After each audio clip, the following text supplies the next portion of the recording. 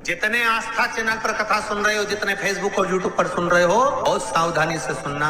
श्रीफल देखा होगा, नारियल में पीछे की ओर जहां से जटा होती है और पकड़ के जहां से फोड़ते नारियल को, उस जटा के पास में 3 छिद्र होते हैं। शंकर भगवान को पूर्णता में देने वाला और शंकर भगवान के द्वारा संकट हरने वाला एक फल, वो कहलाता श्रीफल। उस श्रीफल में, उस फल में, उस नारियल में 3 नेत्र होते हैं। नारियल का जहां जटा होती है, जहां से पकड़कर फोड़ते हैं, उसके उधर देखेंगे 3 नेत्र मिलेंगे, 3 छिद्र मिलेंगे, वो 3 चक्षु हैं। शंकर के 3 नेत्र हैं। और कितना सुंदर लिखा है महाराज, स्कंद पुराण के अंतर्गत वर्णन किया है, भविष्य पुराण के अंतर्गत स्मरण किया है। जितने भाई बहन सुन रहे हैं बड़े ध्यान से सुनना महाराज। श्रीफल जो नारियल आप कलश पे रखते हो, जो नारियल आप मंदिर में ले जाते हो, पूजन करते हो, तो 3 चक्षु नारियल, 3 नेत्र वाला नारियल, अर्थात नारियल की जहाँ जटा होती है वहां उसके 3 नेत्र होते हैं। तो हमारा शिव पुराण कहती है, स्कंद पुराण कह रही है, तो उसको शुक्रवार पड़े, तो शुक्रवार वाले दिन उस नारियल को एक बेलपत्री के साथ में महाराज अंदर तिजोरी में या अलमारी में, या आपकी जहां बरकत होती है, दुकान का जहां व्यापार व्यवसाय चलता है, अलमारी होती है या गुल्लक होती है या तिजोरी होती है या अलमारी होती है, उसमें उसको रख दिया जाता है। उसको रखने के बाद में दूसरा दिन और शनिवार के दिन उसको निकाल लो, और निकालने के बाद उसको पूरे घर में घुमाने के बाद में श्री गणेश जी के मंदिर में, जो भी तुम्हारे घर में, तुम्हारे गांव में, तुम्हारे नगर में जो गणेश जी का मंदिर हो, उस मंदिर में ले जाकर उसको रखी आई। वहां से मात्र 1 दुर्बा लेकर आई, गणेश जी महाराज की चढ़ी हुई केवल 1 दुर्बा, और उस दुर्बा को दरवाजे की देहली पर छुलाकर उस दुर्बा को अपनी अलमारी में, अपनी तिजोरी में उसी दिन रख दो जिस दिन लेकर आए महाराज।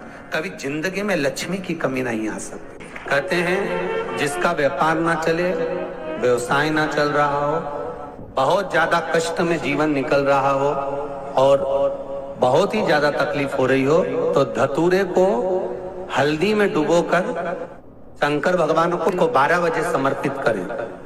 उस धतूरे को वापस उठा लाएं 5-10 मिनट के बाद, श्री शिवाय नमस्तुभ्यम बोलकर लाल कपड़े में उसको बांधकर व्यापार वाली जगह में कहीं पर भी उसको बांध दिया जाए। व्यापार पीछे नहीं हटता, व्यापार अग्रण्य भाव में बढ़ता चले जाता है। महाराज हल्दी में डुबोना पड़ता है। यही प्रमाण एक क्रम में और है महाराज। लिंग पुराण कहती है, मान लो किसी व्यक्ति को कोई एक भारी बीमारी हो गई, बड़ा रोग हो गया, और वो रोग डॉक्टर कह रहा है कि ये ठीक नहीं होना है, बहुत तकलीफ उसमें है और कष्ट ही कष्ट है, वो ठीक नहीं हो रहा, दवाइयां लग रही है, गोलियां खा रहे हैं। तो महाराज उसका भी वर्णन है। 7 धतूरे, कितने धतूरे लेना है? 7 धतूरे। 7 धतूरे लेकर, 1 धतूरे में मूली, लच्छा, नाड़ा लपेटकर, चंद्रमौली भगवान का स्मरण कर उस मौली को लपेटकर, 6 धतूरे में हल्दी लगाकर शंकर भगवान की जो जलाधारी है, जलाधारी में आपको पहले भी वर्णन किया है, शंकर भगवान का ये शिवलिंग है, ये जलाधारी है, ये भगवान का जल निकलने का स्त्रोत, चरणारविंद का भाव।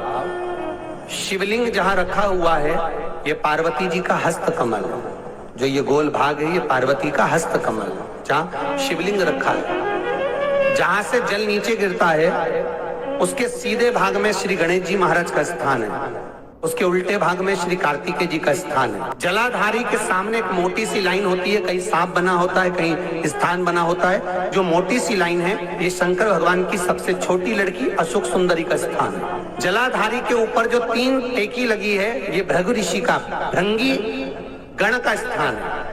इसके ऊपर जो कलश है, कलश में जो पानी भरा जाता है, वो पानी जो बूंद बूंद नीचे गिरता है, ये शंकर भगवान की 5 लड़कियों का स्थान है। जया, विषहरा, सामरीबारी, धोतली और देव, ये 5 लड़कियों का स्थान है। शंकर भगवान का संपूर्ण परिवार शिवलिंग के सामने से, जहां से जल चालू होता है गिरने के लिए नीचे की ओर जब जल जाता है, उस स्थान पर भगवान शंकर के सारे गणों का स्थान है। फिर जब जल बहकर सामने की ओर जाता है, जितनी दूर तक जल जाता है उतनी दूर तक भगवान शंकर के उस जल भाग को ग्रहण करने के लिए 33 कोटि देवताओं का स्थान है। इसलिए उस जल को हम लांघते नहीं है, क्योंकि वहां 33 कोटि देवता विराजमान रहते हैं महाराज। तो जो बीमारी डॉक्टर ने बता दी और बहुत बड़ा रोग हो गया और शरीर में कष्ट है, ठीक नहीं हो रहा, चाहे लीवर से जुड़ा हो, चाहे किडनी से जुड़ा हो, चाहे कैंसर से जुड़ा हो, और मान लो शरीर में कहीं गांठ भी हो गई है और वो मिटी नहीं रही हो, तो महाराज निवेदन है 7 धतूरे, एक धतूरे पर मोली लपेटकर वो शंकर जी के शिवलिंग के ऊपर चढ़ाना। 6 धतूरे, उसमें से एक धतूरा भगवान श्री गणेश जी का स्थान, दूसरा धतूरा श्री कार्तिकेय जी का स्थान, तीसरा धतूरा अशोक सुंदरी का स्थान।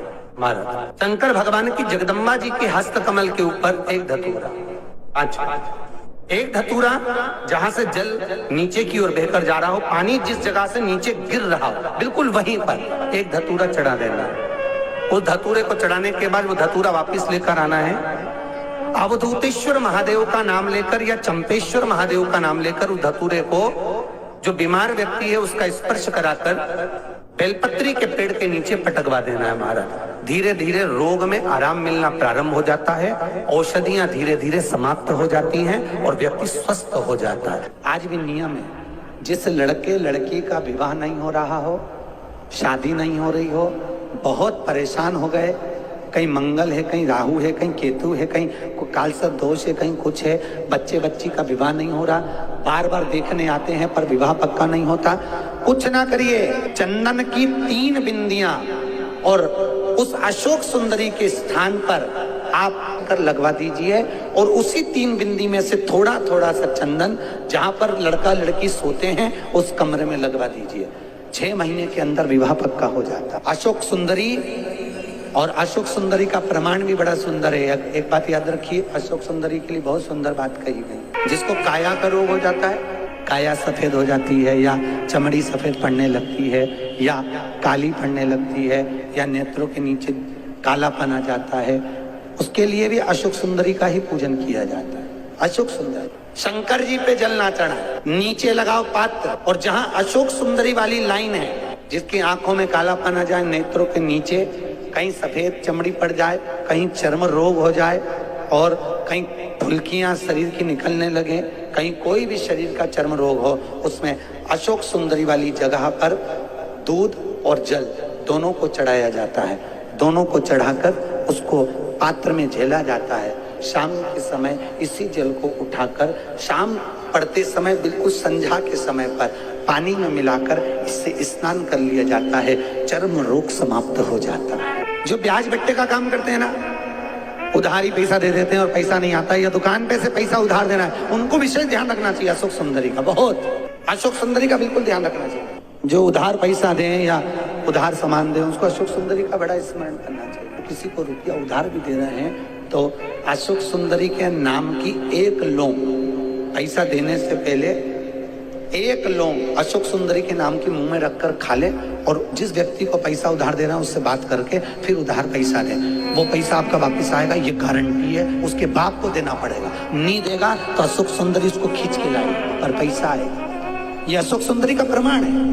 जिसकी पत्रिका में मंगल होता है, जिसकी राशि के अंतर्गत मंगल होता है और उसका विवाह नहीं हो रहा, या मंगल होने के कारण उसको तकलीफ आ रही है, या विवाह हो भी गया तो संबंध टूटने जैसा हो गया, कहीं कहीं अदालत में कार्रवाई चलने लगी, कहीं कहीं विवाद जैसी स्पर्धा उत्पन्न हो गई, कहीं कहीं विवाद सामने आ गया, तो उसको कुछ नहीं करना चाहिए। अगर बाजार जाए, अगर मूंगा किसी की अंगूठी में लगा हुआ हो, या मूंगा कहीं उसके घर में पड़ा हो, या मूंगे की माला पड़ी हुई हो, उस मूंगे का पानी, मूंगे को पानी में डाल दो और उसका पानी शंकर भगवान को मात्र 31 दिन तक लगातार चलाना प्रारंभ कर दे, अदालत में केस बंद हो जाएगा, पति पत्नी वापस एक जैसे हो जाएंगे, वापस जुड़ जाएंगे। और अगर विवाह नहीं हो रहा है तो मंगल राशि वाले का अगर विवाह भी नहीं हो रहा तो मंगल विवाह आनंद के साथ पूर्ण होगा। ज्यादा भटकना, बस 31 दिन तक मूंगे का पानी, जो मूंगा आप लोग अंगूठी में पहनते हो, हाथ में पहनते हो, माला पहनते हो, उसी मूंगे को पानी में डालकर उसका जल शंकर को चढ़ाना प्रारंभ कर दो। गौ माता के घी का बड़ा महत्व है जी, बहुत ध्यान देना।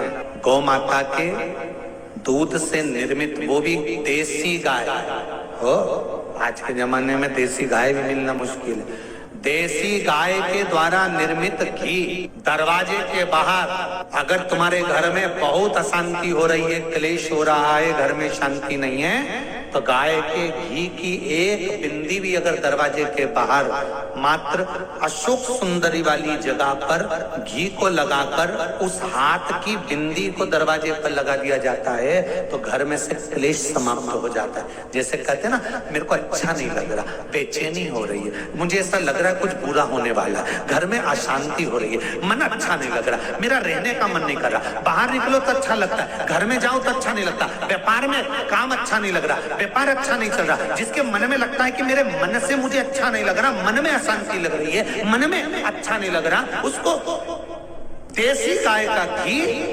अशोक सुंदरी वाली जगह, अशोक सुंदरी वाली जगह जानते हो ना सब लोग, ये शिवलिंग समझ लेना जरा अच्छे से। शिवलिंग, ये गोल जो भाग है, ये माता पार्वती जी का स्थान, ये जो चरण है जहां से पानी बाहर बहता है, राइट भाग में गणेश जी, लेफ्ट में कार्तिकेय जी।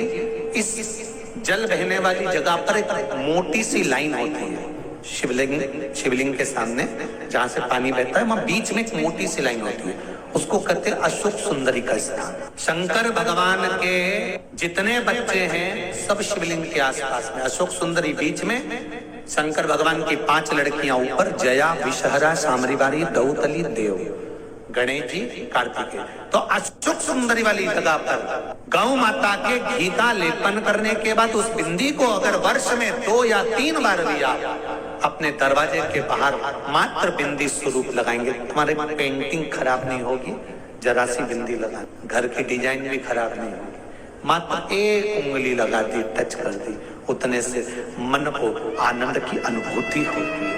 जिसको लग रहा हो कि मेरे मन को अच्छा नहीं लग रहा, बेचैनी हो रही है, वो आज भी कर देख लेना और पत्र लिखकर भेज देना 7 दिन के अंदर, बेचैनी बंद हुई कि नहीं हुई, मन को अच्छा लगना प्रारंभ हुआ कि नहीं। आज भी प्रमाण है, सोमेश्वर महादेव का नाम लेकर किसी के शरीर में कोई बीमारी हो गई है, चर्म रोग हो गया, चमड़ी सफेद पड़ गई हो, या काया में कोई ऐसा रोग हो गया कि फुकलियां निकलना चालू हो गई, या चर्म रोग हो गया, कुछ मत करिए, अलोनी गोबरी लीजिए, गोबरी मतलब कंडा, अलोना कंडा गाय पोटा करती है, वो सूखा हुआ, सूखे हुए कंडे को लेकर जला लीजिए। जलाने के बाद में उस कंडे की राख को सफेद वस्त्र में ले लीजिए और ब्रह्म मुहूर्त में स्नान कर जाकर उस भस्म को शंकर भगवान पर जाकर सोमेश्वर महादेव का नाम लेकर चढ़ाइए।